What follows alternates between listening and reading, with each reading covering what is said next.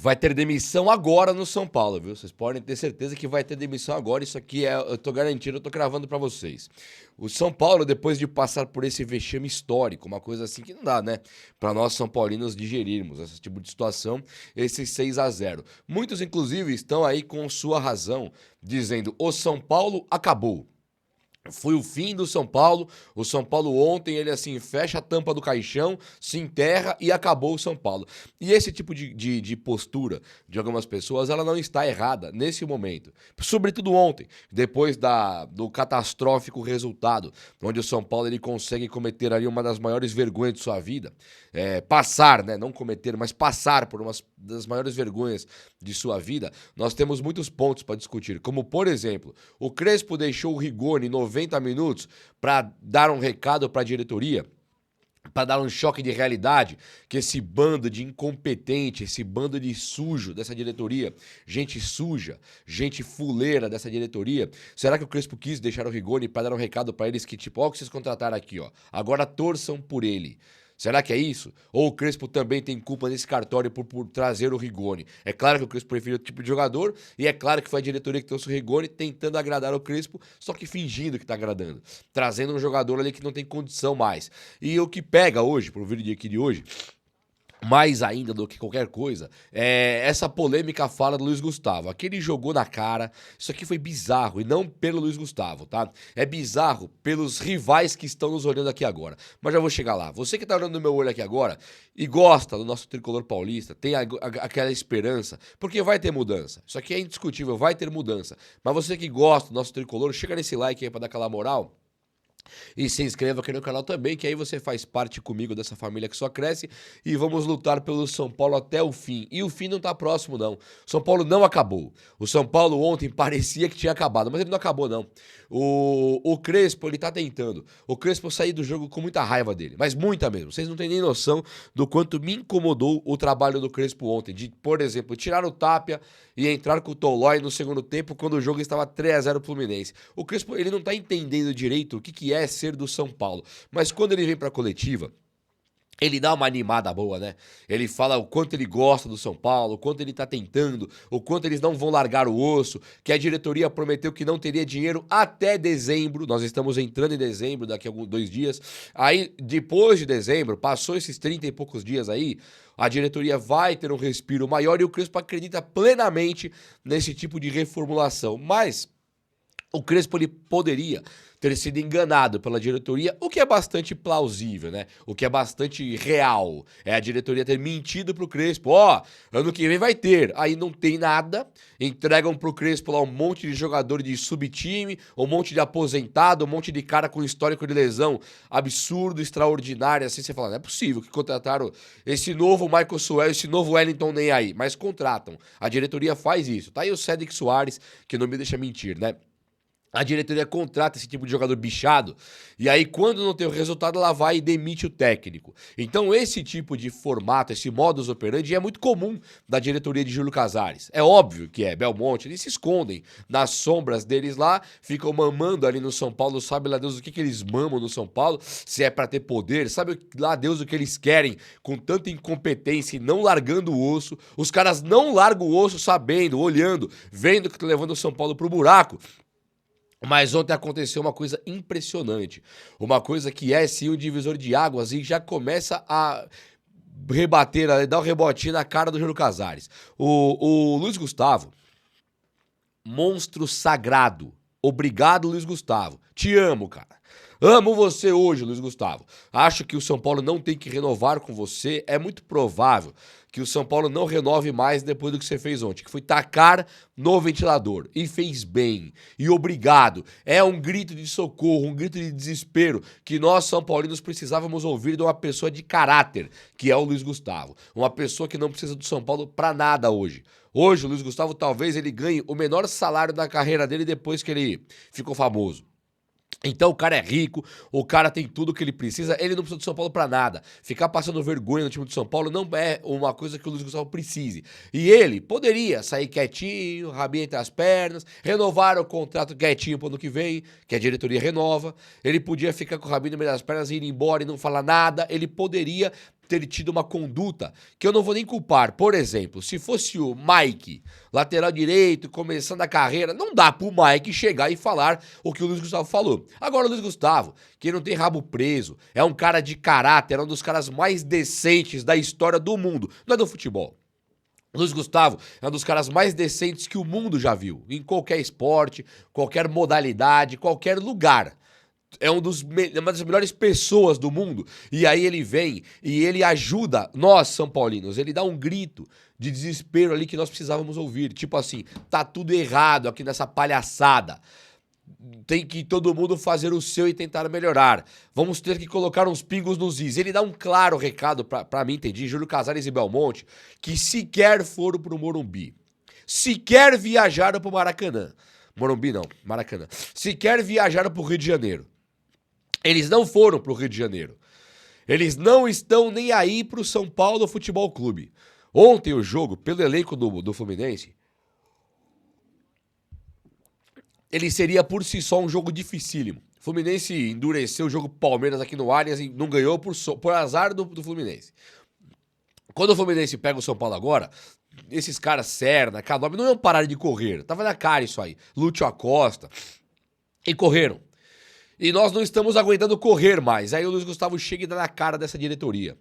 O Rui Costa, esse ser humano que eu não sei de onde veio, não sei pra onde vai, não sei do que se alimenta. Ele é igual uma tartaruga em cima da árvore. Você não sabe por que foi parar lá, mas você sabe que tem que tirar de lá por algum motivo. Você tem que tirar.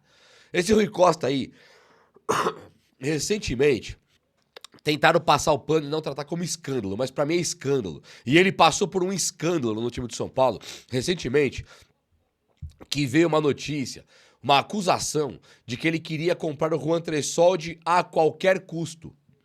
Custava, na moeda aí na atualidade, 25 milhões, 26 milhões de reais. Só que o empresário do Juan Tressoldi é concunhado do Rui Costa. Sabe, as duas irmãs, Rui Costa e o empresário do Diego Costa casaram com essas duas irmãs e aí eles são parentes, né, por ironia da vida. Mas aí você bate o pé pra comprar um zagueiro reserva, que nunca foi titular do São Paulo, um zagueiro reserva, por 25, 26 milhões de reais. Tô mal. 25, 26 milhões de reais. Aí você vai comprar esse zagueiro que não é titular do São Paulo e nós temos que achar isso normal. Quem não acha normal é conspiratório, é teoria da conspiração não achar normal. Não é normal, patrão! É claro que não é normal! Aí não comprou porque todo mundo trouxe à tona esse tipo de coisa, ligaram fotinho de rede social.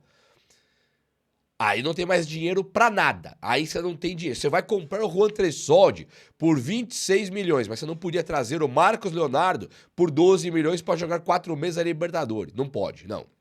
Não pode.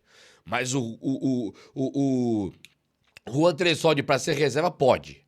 Então é tirar sarro da cara do São Paulo. E esse Rui Costa, né, ele tinha que ser sumariamente demitido. Ele tinha que ser desligado do time de São Paulo urgentemente. E claro, não só ele, Belmonte, Casares, fazem tudo junto.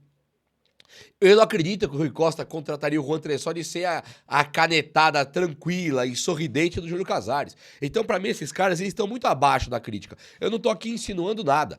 Tá bom, Júlio Casares, Rui Costa, Belmonte, eu não estou insinuando nada. Eu tô dizendo uma coisa que aconteceu agora. E aí, o Rui Costa também, ele veio agora pro São Paulo para ser promovido.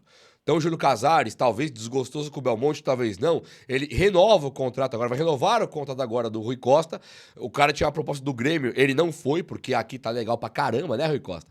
No São Paulo tá top ele trabalhar, não tá? Então ele não vai pro Grêmio, ele fica no São Paulo, vai renovar e deve ser promovido a diretor de futebol pro lugar do Belmonte. Vai acabar que o Belmonte vai ser vítima dessa corja aí, dessa cambada.